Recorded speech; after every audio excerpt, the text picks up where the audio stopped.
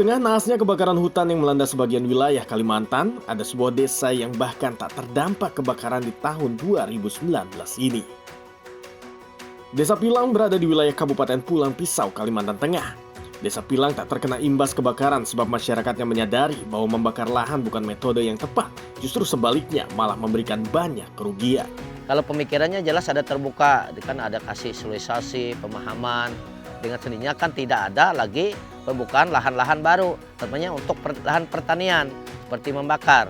Jadi sendirinya artinya metapelajaran masyarakat berpindah ke lahan perkebunan.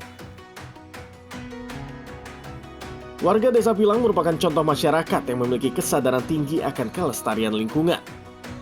Alih-alih membuka lahan dengan membakar, mereka justru memanfaatkan lahan gambut yang tak terurus menjadi bernilai jual tinggi.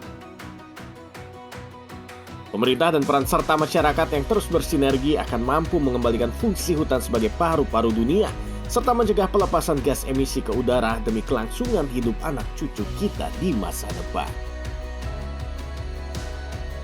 Selain kesadaran lingkungan yang tinggi, warga Desa Pilang juga memanfaatkan lahan sekitar untuk berkebun dan bercocok tanam. Lahan gambut nyatanya mampu memberikan penghidupan untuk warga sekitar Desa Pilang. Aneka pohon seperti sengon dan karet bisa menjadi andalan mata pencaharian. Dampak ekonomi sangat menjanjikan buat kita. Hasil dari kebun kita dapat jual. Penghasilan secara umum ini sangat memuaskan sekali bagi kami, terutama kehidupan kami. Tak hanya sengon dan karet, tanaman sayur mayur juga bisa tumbuh di lahan gambut ini. Banyak sebenarnya, bermacam-macam yang bisa kita tanam, kita olah sebenarnya untuk di lahan gambut ini. Yang pasti sayur-sayuran. Ada pari, cabai, terong, timun, masuk juga bawang merah. Dibandingkan dengan komoditi yang lain, sayur-sayuran tentu sangat menguntungkan.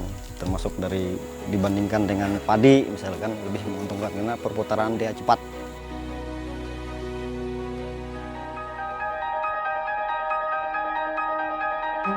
Selain memanfaatkan lahan gambut untuk bercocok tanam, warga Desa Pilang juga membuat sekat kanal dan sumur bor.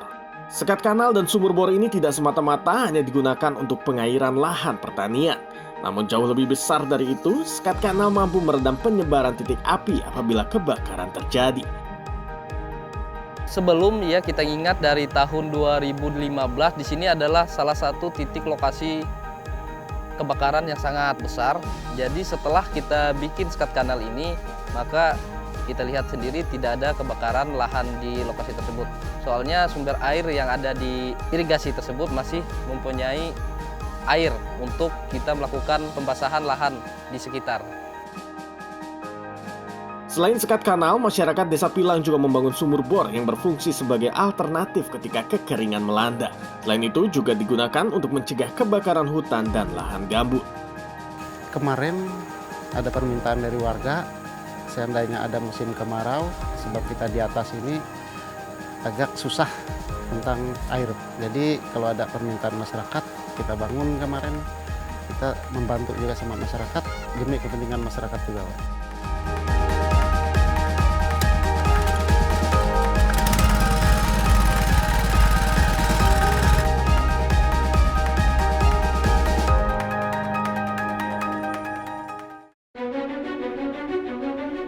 Tahun 2015 menjadi catatan buruk bagi kelangsungan hutan di Indonesia. 4 tahun berselang, hal serupa ternyata masih saja terulang. Kebakaran telah merenggut banyak hal, termasuk hak rakyat sekitar. Berbagai upaya pencegahan dan mitigasi digalakan, salah satunya oleh Kementerian Lingkungan Hidup dan Kehutanan melalui peran Manggala Agni. Manggala Agni sebagai Brigade Pengendalian Kebakaran Hutan dan Lahan.